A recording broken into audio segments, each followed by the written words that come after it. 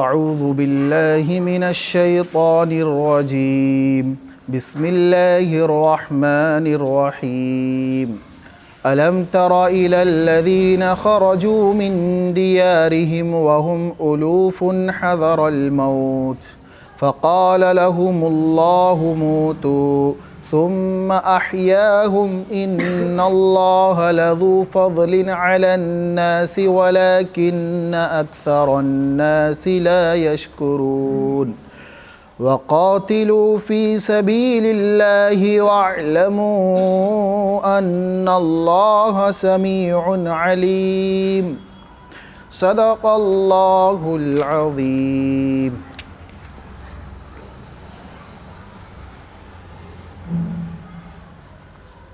کیا آپ نے نہیں دیکھا ان لوگوں کو جو اپنے گھروں سے نکلے موت کے ڈر سے ہزاروں کی تعداد میں تھے؟ اللہ عز و جل نے ان سے کہا کہ مر جاؤ، پھر کہا کہ زندہ ہو جاؤ. بے شک اللہ تعالیٰ فضل والا ہے لوگوں پر، لیکن اکثر لوگ شکر ادا نہیں کرتے. اور اللہ کے راستے میں جہاد کرو، جان لو کہ اللہ تعالیٰ سننے والا اور جاننے والا ہے. دین اسلام کا ایک بنیادی عقیدہ موت و حیات ہے. اسی طرح سے بعث بعد الموت کہ ایمان والوں کے لیے ایک نظریہ، ایک کانسیپٹ ہے کہ مرنے کے بعد بھی ایک کیا ہے؟ زندگی. ہم جہاں ایمان لائیں اللہ پر، اللہ کے صفاتی ناموں پر، رسولوں پر، کتابوں پر، تقدیر پر، اسی میں سے ایک کیا چیز ہے؟ بعث بعد الموت، کہ مرنے کے بعد بھی ایک زندگی ملے گی. موت و حیات یہ تقدیر الہی کی چیز ہے. زندگی اور موت کا مالک کون ہے؟ اللہ عز و جل ہے. کسی انسان کے بس میں نہیں کسی انسان کو مار دے، اور نہ ہی کسی انسان کے بس میں یہ ہے کہ کسی انسان کو تو کیا کسی مخلوق کو جلا دے، زندہ رکھے. یہ سب اللہ کے قبضے قدرت میں ہے. اب یہاں پر یہی بات اور اس عقیدے کو مضبوط کیا جا رہا ہے. اور بارہا نبی اکرم صلی اللہ علیہ وسلم کے حیات میں بھی جیسا کہ کفار مشرکین انکار کرتے تھے، ان کو کہا جاتا تھا کہ دیکھو ایک زندگی ہے جو مرنے کے بعد کی بھی زندگی ہے، ایک زندگی ہے جو مرنے کی بعد کی بھی زندگی ہے. عقیدہ آخرت، یوم آخرت کے اوپر ایمان لاؤ. یہ وہی بنیادی بات اور بنیادی عقیدہ ہے جو انسان کو اللہ تعالیٰ کی اطاعت کے اوپر ابھارتا ہے. کسی درجے میں اگر خوف آتا ہے تو اس بات کو لے کر کہ دنیا کی زندگی ہمیشہ کی نہیں. ہم وہ نعرہ اور ہم وہ بات نہیں بولتے ہیں جیسا کہ دنیا والے کہتے ہیں کہ زندگی آخری زندگی ہے، جی لو اور اسی میں اپنے سارے کام کو انجام دے لو. لیکن ہمارا اور مذہب اسلام کے ماننے والوں کا اور عقیدت مندوں کا یہ عقیدہ ہرگز نہیں ہے کہ زندگی آخری زندگی ہے، بلکہ ہمارا اور آپ کا تو کیا عقیدہ ہے کہ مرنے کے بعد بھی.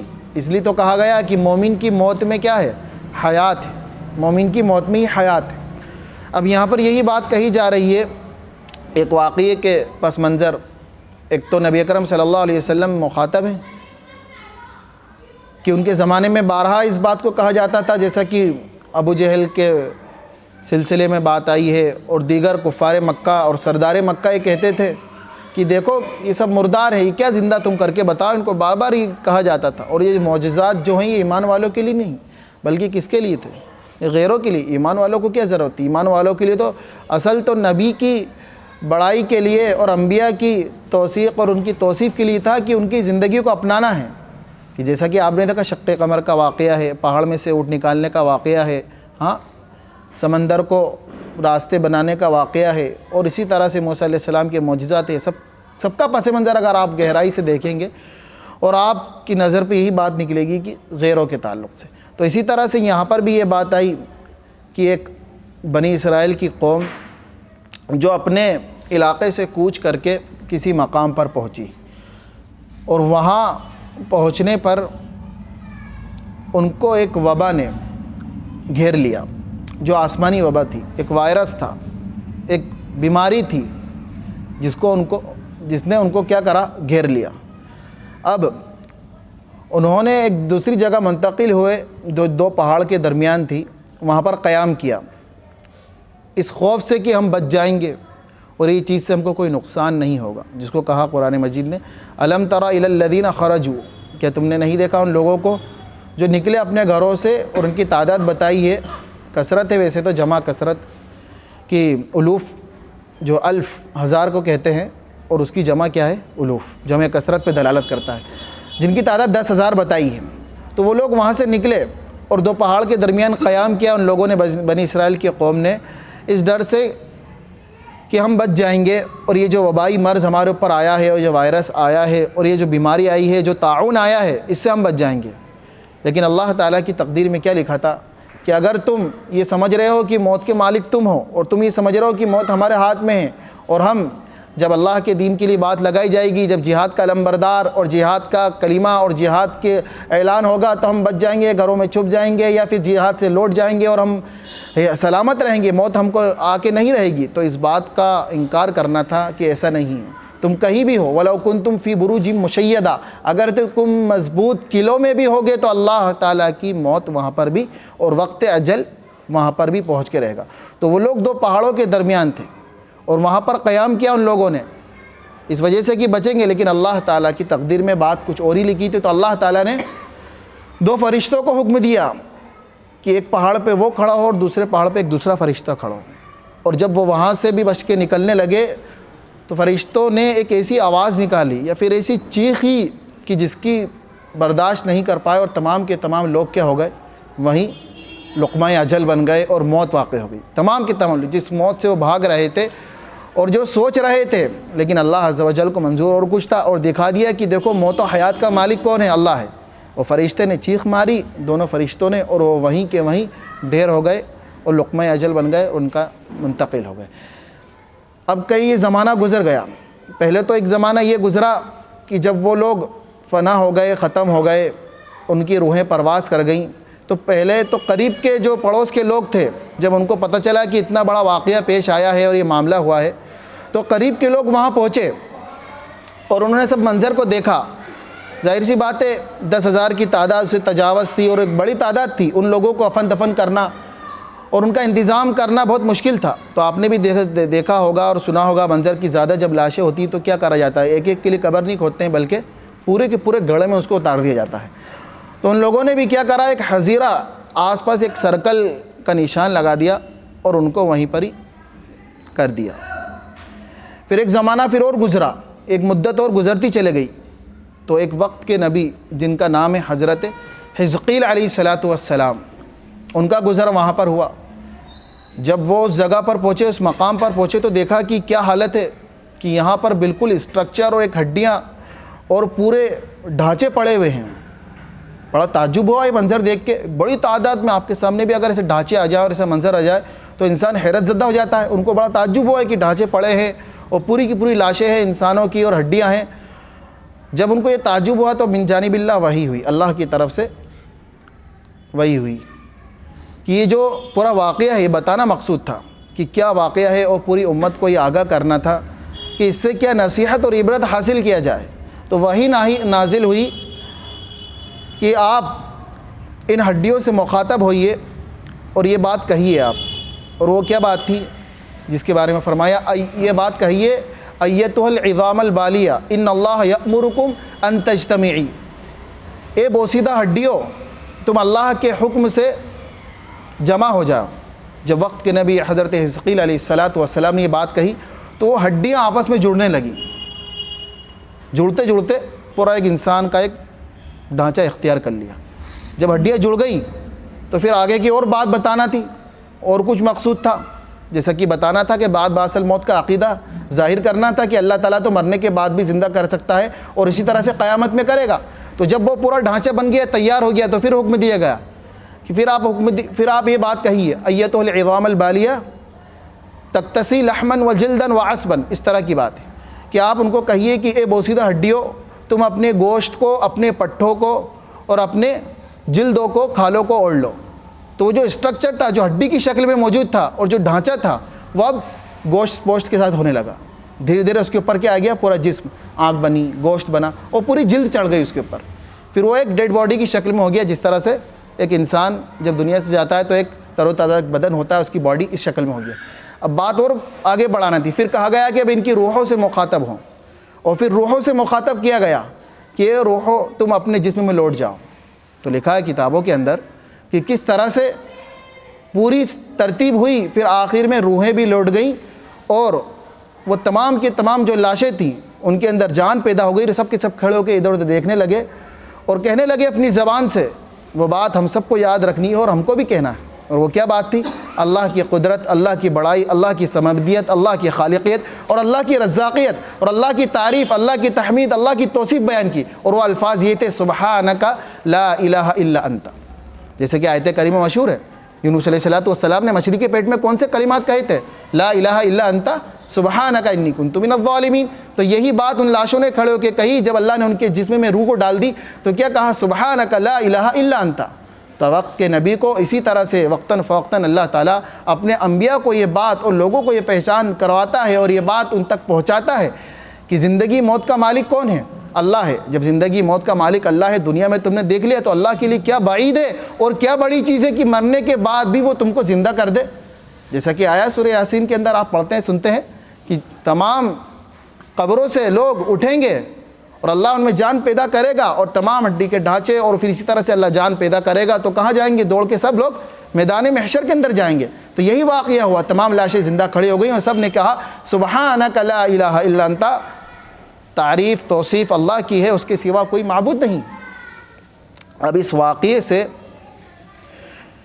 سب سے بڑی چیز تو ہم کو یہ سمجھنا ہے کہ بعث بعد الموت کا عقیدہ تو کلیئر ہو گیا کہ اللہ تعالیٰ تو کیا ہے؟ قادر مطلق ہے کہ انسان کو دنیا میں بہت سے واقعات ہیں کہ انسان کو بتانے کے لیے کہ اللہ تعالیٰ ہی موت و حیات کا مالک ہے. تو اس عقیدے کے اوپر ہم کو کیا کرنا ہے؟ مضبوطی سے جمنا ہے اور اپنی آخرت کی تیاری کرنا ہے.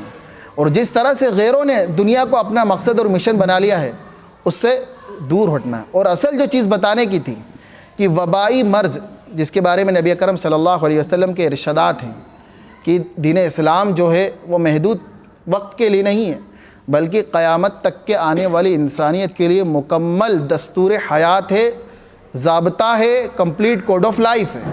تو یہ بات بتائی کہ جو تدبیر ہے وہ تقدیر سے بڑھ کر نہیں ہے. تدبیر ہے وہ تقدیر سے بڑھ کے نہیں ہے کہ کس طرح سے انسان کے اوپر کوئی پریشانی آ جائے تو اس کو کیا کرنا ہے؟ ایک تو تقدیر پر ایمان لانا ہی ہے کہ تکلیف, یہ مصیبت, یہ پریشانی, یہ بیماری کس کی جانب سے ہے؟ اللہ کی جانب سے ہے. اور دوسری چیز تدبیر کے تعلق سے ہے. تو تدبیر اور تقدیر کا مسئلہ بڑا باریک ہے جس کے بارے میں امام اعظم ابو حنیفہ رحمۃ اللہ علیہ نے فرمایا کہ تقدیر کے مسئلے نے میری کمر کیا کر دی؟ توڑ دی. کیونکہ ہم نے اور آپ نے ایمان مجمل اور ایمان مفصل پڑھا کہ نہیں پڑھا؟ آمنت باللہ وملائکتہ وکتبہ والقدر خیرہ. اسی طرح سے پوری مکمل یہ ہے کہ ہم جو ایمان لائیں تقدیر پر بھی ایمان لائیں. آمنت باللہ والقدر خیرہ وشرہ من اللہ تعالی والبعث بعد الموت, کہ تقدیر کے خیر اور شر ہونے پر بھی کیا لائیں؟ ہم ایمان لائیں. تو تقدیر کا جو مسئلہ ہے یہ ایمان لانے کے قبیل سے ہے. ہاں انسان ہے کہ ذہن میں بہت سی باتیں آتی ہیں, گردش کرتی ہیں, وہ سوچتا ہے کہ ایسے سے ایسا کیوں ہو گیا, ایسے سے کیا کیوں ہو گیا. تو اس عقیدے کو مضبوط بنانے کے لیے نبی اکرم صلی اللہ علیہ وسلم نے طاعون زدہ علاقے کے بارے میں کیا ارشادات فرمائے وہ ہمارے لیے سننے کے قابل ہیں. نبی اکرم صلی اللہ علیہ وسلم فرمایا کہ اگر تم کو علم ہو جائے کسی جگہ پر کوئی وبا آ گئی ہے, کوئی وائرس آ گیا ہے, تو تم اول تو اس جگہ پر داخل نہ ہو اور اس جگہ تم پہلے سے موجود ہو جہاں پر تمہارا وائرس ہے, تم وہاں سے باہر مت نکلو. اب یہ دو چیزیں ٹکرا رہی ہیں آپس کے اندر کہ انسان کہ اس کے اندر کیوں داخل نہ ہو, اور دوسری چیز یہ کہ اس کو حفاظت بھی کرنا ہے, بچنا بھی ہے. منع کیوں کہا ہے کہ باہر نہ نکلے؟ ارے بچنے کی صورت تو یہ ہے کہ باہر نکلا جائے, کہ اس جگہ جہاں پر طاعون آیا ہے وہاں سے کیا کرا جائے؟ باہر نکلا جائے, بچا جائے. لیکن فرمایا گیا کہ ارشاد نبوی کے اندر کی وہیں موجود رہو اور جو لوگ باہر ہیں وہ اندر داخل نہ ہو. اور یہ واقعات زمانے میں پیش آئے کہ ایک مرتبہ حضرت عمر رضی اللہ عنہ نے شام کا قصد کیا, ملک شام کا سفر کیا, اور ملک شام کے سفر کے دوران وہ مقام جو سرحد تھی شام کی, وہاں پر مقام تبوک میں سرغ نامی مقام پر ٹھہرے. اب وہ پہنچے ہی تھے کہ ان کو ایک اطلاع ملی کہ ملک شام میں کیا ہو گیا ہے, وبائی مرض پھیل چکا ہے اور کئی بڑی تعداد میں صحابہ کرام رضوان اللہ علیہ مجمعین شہید ہو چکے. جب ان کو یہ بات ملی تو وہاں ٹھہر گئے وہ، اور صحابہ کرام رضوان اللہ علیہ مجمعین سے مشورہ کیا کہ کیا کرنا چاہیے، مجھے وہاں جانا چاہیے یا نہ جانا چاہیے۔ تو صحابہ کرام میں اس وقت کسی کو کوئی بات کا علم نہیں تھا۔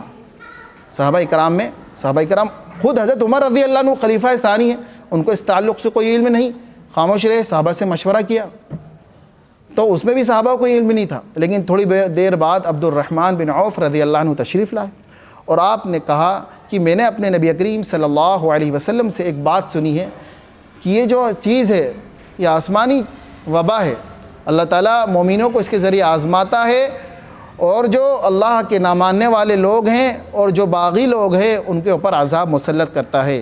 ہاں تم لوگوں کے اوپر یہ بات لازم ہے، اگر تم اس جگہ پر ہو تو وہاں سے کیا کرو، باہر نہ نکلو۔ یہ دنیا آج جو تم کو کوارنٹائن کا اور یہ سارا نظام دے رہی ہے، اسلام نے سالوں پہلے دے دیا ہے، اسلام نے سالوں پہلے دے دیا ہے۔ یہ جو ہمارے قریب زمانے میں یہ وائرس پھیلا اور اس طرح کا ماحول پیدا ہوا، یہ سب ہمارے لیے نصیحت کا سامان ہے۔ اس کے اندر ایک نہیں ہزاروں مثبت پہلو ہیں اگر غور کیا جائے تو۔ نبی اکرم صلی اللہ علیہ وسلم کا یہ قول ذکر کیا کس نے؟ عبد الرحمن بن عوف رضی اللہ عنہ نے، کہ یہ بات سنی ہے کہ کوئی وہاں موجود ہے تو باہر نہ نکلے، اور جو باہر ہے وہ اندر نہ آئے۔ اب یہاں پر سمجھنے کی چیز ہے کہ اس کے اندر کیا بات ہے۔ تو حضرت عمر رضی اللہ عنہ نے یہ بات کہی اور وہاں پر ٹھہرے رہے۔ اب اسی کے اندر ابو عبیدہ بن جرہ جو لشکر کے کیا تھے، جن کے بارے میں یہ مشہور ہے کہ ابو عبیدہ بن جرہ کیا ہے، لشکر کے امیر ہیں، امیر لشکر، بہترین امیر لشکر تھے، وہ بھی موجود تھے اور لشکر کے امیر تھے۔ انہوں نے کہا افرارم من تقدیر اللہ، کہ تم اللہ کی تقدیر سے بھاگ رہے ہو، یعنی ڈر رہے ہو۔ یہ چیز ہوتی ہے انسان کو کہ ایک انسان سوچتا ہے ٹھیک ہے اللہ مسبب الاسباب ہے، بالکل حق اور عین بات ہے، یہ اپنی جگہ حقیقت ہے، اللہ تعالیٰ ہی کرنے والی ذات ہے، اللہ ہی موت و حیات کا مالک ہے، اللہ ہی زندہ کر رہا ہے، اللہ ہی نظام چلا رہا ہے۔ تو اس کا مطلب یہ نہیں کہ ہم اسباب کا ہی انکار کر بیٹھیں، کہ اللہ کو اسباب کا انکار بالکل بھی مطلب نہیں۔ اللہ مسبب الاسباب ہے، لیکن اللہ نے دنیا میں لوگوں کے لیے اسباب کو ایک ذریعہ بنایا ہے اور اسباب کو اختیار کرنے کا حکم دیا ہے۔ کہ نبی کریم صلی اللہ علیہ وسلم سے صحابہ نے پوچھا کہ میں اپنے اونٹ کو باندھ کر اللہ پہ بھروسہ کروں یا اونٹ کو کھلا چھوڑ کر بھروسہ کروں؟ تو آپ نے کیا فرمایا؟ اونٹ کو باندھ اور اس کے اللہ کے اوپر بھروسہ کر۔ یہی تعلیم آپ کو معراج نبی صلی اللہ علیہ وسلم میں ملے گی کہ آپ علیہ الصلوۃ والسلام جس وقت معراج کے لیے تشریف لے جا رہے تھے مسجد اقصیٰ سے، بیت المقدس سے، مسجد حرام کی جانب، اور اللہ تعالیٰ نے جو آپ کو پوری سیر کرائی ہے، تو آپ دیکھیے جو گنبد ہے، جو گولڈن ٹومب ہے، وہاں پر نبی کرے وہاں پر سنہرے گنبد کے قریب میں براق کو کس سے باندھا تھا؟ کھوٹے سے باندھا تھا۔ تو وہاں پر بھی کیا تعلیم دی گئی کہ اسباب کو اختیار کر کے اللہ تعالیٰ کے اوپر بھروسہ کی جائے۔ تو ابو عبیدہ بن جرہ رضی اللہ عنہ نے فرمایا افرارم من قدر اللہ، تم کیا اللہ کے تقدیر سے بھاگ رہے ہو؟ تو حضرت عمر رضی اللہ عنہ نے فرمایا ابو عبیدہ میں تو تمہیں بڑا اچھا سمجھ رہا تھا اور مجھے بڑا تعجب ہوا ہے، اگر بات کوئی اور کہتا تو سمجھ میں آتی، تم ایسی بات کہہ رہے ہو؟ تو فرمایا نعم فرارم من قدر اللہ الی قدر اللہ، ہاں ہم اللہ کی تقدیر سے بھاگ رہے ہیں۔ سمجھانے کے طور پر کہا کہ ہاں ہم اللہ کی تقدیر سے بھاگ رہے ہیں، لیکن اللہ کی تقدیر سے اللہ کی تقدیر کی جانب ہی جا رہے ہیں، کہ جو حکم یہ دیا ہے یہ اللہ تعالیٰ نے ہی دیا ہے، اس کا اختیار کرنے کا حکم یہ اللہ تعالیٰ نے ہی حکم دیا ہے، تو ایک تقدیر سے دوسری تقدیر کی جانے میں کیا حرج ہے؟ اب یہ بات ہمارے ذہن میں سمجھ میں آنا چاہیے کہ جو جہاں پر وبائی مرض آ چکا ہے وہاں پر کیوں منع کیا گیا کہ دوسرے لوگ داخل نہ ہوں؟ اب جب ایک انسان وبائی مرض کے علاقے میں اس کوارنٹائن والے پلیس میں جائے گا اور اللہ نے اس کی تقدیر میں موت لکھ رکھی ہے، اب وہ وہاں پہنچا، اس کی تقدیر میں پہلے سے ہی موت تھی، اب وہاں پہنچا، اس کی تقدیر کے مطابق اس کی موت واقع ہو گئی، تو لوگ کیا سمجھیں گے کہ اس بیماری کی وجہ سے اس کو موت واقع ہوئی۔ تو اس امکان کو ہٹانے کے لیے اور ان کے یقین کو پختگی کے بنانے کے لیے یہ کہا گیا کہ یہ نہ سوچے کہ اس بیماری نے ان کو مار دیا ہے، بلکہ وہ تو اللہ کی جانب سے ہی ہوا ہے۔ تو اس لیے کہا کہ لوگوں کا عقیدہ کیا رہے؟ سالم رہے۔ اور دوسری چیز کہ وہ لوگ جو وہاں موجود ہیں، وہ لوگ جہاں موجود ہیں پہلے سے ہی اس مقام پر، اس پلیس پر، اس جگہ پر، ان کو کہا گیا کہ آپ باہر مت نکلو۔ اس کی بھی علماء نے یہ بات لکھی ہے کہ جب وہ باہر نکلیں گے وہاں سے، ہر انسان یہ سوچے گا کہ میں بچ جاؤں گا موت سے اور اس بیماری سے بچ جاؤں گا، تو ہر انسان یہ سوچے گا کہ وہاں سے جائے، اور جب وہاں سے جائیں گے تو بہت سے کمزور لوگ بھی ہوں گے، اور ایسا تو نہیں کہ پورے ہی نکل جائے، جیسا کہ ہم نے دیکھا کہ ایسا تو نہیں کہ سب لوگ اس کی تدبیر اختیار کر کے بچ گئے، بڑی تعداد میں لوگ جاں بحق ہو گئے، اللہ کو پیارے ہو گئے۔ تو جب وہ لوگ وہاں سے جائیں گے تو ان لوگوں کا کیا ہوگا؟ جو باقیہ بچے ہیں کمزور لوگ کیا ہوگا؟ بوڑھوں کو کیا ہوگا؟ ضعیفوں کا کیا ہوگا؟ ان کا کفن دفن کا مسئلہ کیا ہوگا؟ ان کو سنبھالنے والا کون ہوگا اگر سارے لوگ چلے جائیں گے؟ اور پھر دوسری بار یہ لکھی علماء نے، اس کی حکمت یہ ہے، اس لیے ان کو منع کیا گیا کہ اگر وہ وہاں سے جائیں گے تو بہت ممکن ہے کہ ان کے جراثیم سرایت کر چکے ہوں اور وہ جراثیم دوسری جگہ پھیلے اور دوسری جگہ بھی اس چیز کو کرے. تو ان کو کہا کہ آپ وہیں پر ہی ٹھہرے رہو اور آپ باہر نہ نکلو تاکہ یہ چیز دوسری جگہ متعدی نہ ہو اور دوسروں تک نہ پھیلے. تو اس طرح سے علماء نے یہاں پر یہ باتیں لکھی ہیں کہ تقدیر کا اختیار کرنا یہ منافی نہیں ہے اسلام کا، کہ تدبیر کا اختیار کرنا اور سبب کا اختیار کرنا کہ یہ من جانب اللہ حکم ہے کہ بندہ سبب کو اختیار کرے، اللہ کے اوپر بھروسہ کرے. کہ انسان بیمار ہوا ہے تو یہ کیا فرمایا نبی کرم صلی اللہ علیہ وسلم نے کہ لکل وباء دوا، شفا، کہ ہر چیز، ہر بیماری سے اللہ تعالیٰ نے کہ شفا کی چیز رکھی ہے، ہر بیماری کے اوپر اس کو ٹریٹمنٹ کرنے کا اور علاج کرنے کا حکم دیا ہے. تو یہ اپنے عقیدے کو سالم رکھے، اپنے عقیدے کو نہ بگاڑے. تو اس وجہ سے ان پورے واقعات کے اندر یہی بات ہے کہ انسان تقدیر کو تو تدبیر کو تو اختیار کرے، سبب کو اختیار کرے، لیکن ایسا نہ ہو کہ سبب کو اختیار کرتے کرتے اس کے دل میں یہ بات ہو کہ میں جو چیز میں دین کے میرے منافی ہو رہی ہے، اگر مجھے جہاد کے لیے حکم دیا گیا ہے اور میں گھر میں بیٹھوں گا تو یہ غلط ہے. اگر اس معنی کر کے وہ تدبیر کو اختیار کر رہا ہے تو پھر اس کو اپنے ایمان کی سلامتی بنانا چاہیے. کہ آپ دیکھیے تاریخ کے اسلام کا ایک عظیم شخص اور ایک عظیم واقعہ حضرت خالد بن ولید رضی اللہ عنہ، کہ آپ نے کتنی جنگیں لڑیں. آپ اپنے گھر میں تشریف فرما تھے، بستر مرگ پہ تھے، آپ نے اپنے گھر والوں سے مخاطب ہو کے یہ بات کہی ان کو کہ میں نے اتنی بڑی بڑی جنگیں لڑی ہیں کہ جس میں کوئی حصہ ایسا باقی نہیں رہا جہاں پر تلوار کا نشان نہ ہو، گھاؤ نہ ہو، لیکن اس کے بعد بھی تم اس بات کو پہنچا دو لوگوں سے کہ بزدلی کی وجہ سے اور ڈر کی وجہ سے اپنے گھر پہ مت بیٹھا رہنا. کہ اگر اللہ کو موت کو بھیجنا ہوگا تو موت تو ہر جگہ آ سکتی ہے. کہا گیا اذا جاء اجلهم فلا يستاخرون ساعة ولا يستقدمون، کہ جب تمہارا وقت متعین آ جائے گا تو ایک سیکنڈ کے لیے آگے نہ ہوگا نہ پیچھے ہوگا. ولن يؤخر الله نفسا اذا جاء اجلها. تو کہا خالد بن ولید رضی اللہ عنہ نے اپنے گھر والوں سے مخاطب ہو کے کہ بزدلوں کو یہ بات کہہ دو کہ اللہ کے دین میں نکلنے سے، جہاد میں نکلنے سے اور اس طرح کی تدبیر کو، سبب کو اختیار کرنے سے بالکل بھی پیچھے مت ہٹو، اور اس بات کا مت سوچو کہ تم یہ کام کرو گے تو موت نہیں آئے گی، بلکہ موت کو آنا ہوگا تو جنگ کے میدان میں بھی آ کے رہے گی. تم اپنے مضبوط قلعوں میں بھی رہو گے، محفوظ بھی رہو گے، کچھ بھی رہو گے، اللہ تعالیٰ تو موت و حیات کا مالک ہے، موت وہاں پر آتی رہے گی.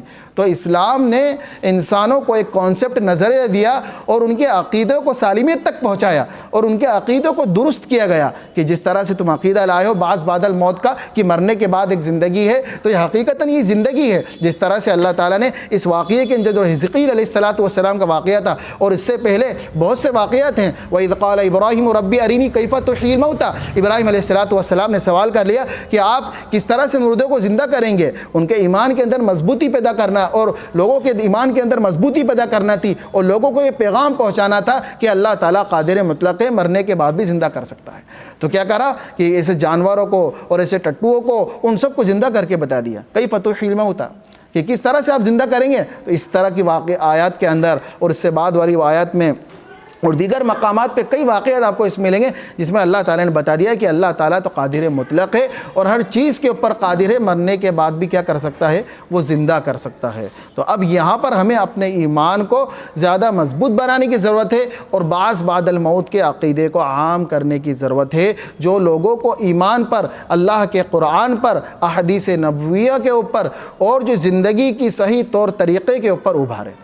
تو یہ سب سے بڑی چیز. پھر آگے ارشاد فرمایا وَقَاتِلُوا فِي سَبِيلِ اللَّهِ وَاعْلَمُوا أَنَّ اللَّهَ سَمِيعٌ عَلِيمٌ، کہ اللہ کے راستے میں کیا کرو، جہاد کرو اور جان لو بے شک اللہ تعالیٰ تو کیا ہے، سننے والا اور جاننے والا ہے. اب یہاں پر جو علم ترى الى کا الفاظ جو ذکر کیا گیا ہے اس کو خوب سمجھ لیجئے کہ علم ترى، کہ یہ جب بات کہی جا رہی ہے کہ آپ نے نہیں دیکھا، تو یہاں پر دیکھنا یہ ایک ہوتی ہے بصیرت اور ایک ہوتی ہے بصارت. کہ بصارت تو کیا آنکھ سے دیکھنا اور بصیرت کیا دل کی نگاہ سے دیکھنا. تو جب علم ترى الى کے صلہ کے ساتھ میں آئے گا تو اس معنی کر کے ہے کہ آپ اس بات کو کیا جانتے نہیں، یعنی وہ واقعہ بہت معروف و مشہور ہے کہ ایسے بہت سے واقعات معروف و مشہور ہیں جس میں اللہ تعالیٰ نے مردہ کو زندہ کیا، تو کیا آپ اس بات کو سمجھتے نہیں؟ کہ آپ لوگ اس بات کو جانتے نہیں؟ اور آپ اپنے عبرت حاصل کریے، یہ سب معنی میں آئے گا۔ اس سے یہ مراد نہیں کہ اپنی آنکھوں سے نہیں دیکھا، کہ ظاہر سی بات ہے نبی اکرم صلی اللہ علیہ وسلم کا یہ زمانہ یہ تو بہت بعد میں، اور یہ جو واقعات یہ تو بہت پہلے پیش آ چکے ہیں۔ تو بولنے کا مطلب یہ ہے کہ اتنا بڑا معروف اور مشہور واقعہ ہے کہ یہ لوگ اس طرح سے معاملہ ان کے ساتھ پیش آیا ہے، تو الم تری الی صلہ کے ساتھ اختیار کیا، اور پھر آگے ارشاد فرمایا وہم الوف، جس کی تعداد بتائی کہ الف جو ہے یہ ہزاروں پہ دلالت کرتا ہے کہ 10,000 کی تعداد تھی۔ حذر الموت، موت کے ڈر سے پھر اللہ تعالیٰ نے ان کو حکم دے دیا کہ مر جاؤ، تو سب کے سب مر گئے۔ پھر اللہ تعالیٰ کو تقدیر میں یہی منظور تھا، تو ثم احیاہم، پھر اللہ نے ان کو زندہ کیا۔ ان اللہ لذو فضل علی الناس ولکن اکثر الناس لا یشکرون، بے شک اللہ تعالیٰ فضل کرنے والا ہے لوگوں پر، لیکن اکثر لوگ کیا ہے ناشکری کرتے ہیں۔ اور جب ہم ناشکری کریں گے اور اللہ تعالیٰ کے احکاموں کو توڑیں گے تو اللہ تعالیٰ کا عذاب کیا ہے؟ سخت ہے۔ ان عذابی لشدید، کہ اللہ کا عذاب سخت ہے۔ تو انسان کو کبھی بھی اپنے کسی بھی معاملے میں موت سے اتنا نہیں ڈرنا چاہیے کہ اللہ تعالیٰ کے اوپر ایمان کے اندر زد پڑے، کہ ہر وقت ہر انسان کو استظار رہنا چاہیے کہ میں کو جو عمل کرنے کا حکم دیا ہے مجھے وہ کر گزرنا ہے، کہ موت تو وَلَوْ كُنْتُمْ فِي بُرُوجٍ مُشَيَّدَةٍ، مضبوط قلعے میں ہوں گے جب بھی آئے گی، اس لیے میں اپنے اعمالوں کا ادا کروں۔ اللہ نے جو حکم جو دیا ہے اعلاء کلمت اللہ کے لیے، اپنی دین کی بقا کے لیے، میں اس کے لیے کام کروں، میں اس کے لیے محنت کروں اور اپنے عقیدے کو سالم رکھوں۔ باری تعالیٰ سے آخری میں یہی دعا ہے اللہ عز و جل ہمیں تقدیر پر مکمل ایمان لانے کی اور اس کو سمجھنے اور دوسروں کو سمجھانے کی توفیق نصیب فرمائے۔ وما علینا الا البلاغ وآخر دعوانا الحمد للہ رب العالمین۔ سبحان اللہ وبحمدہ، سبحانک اللہم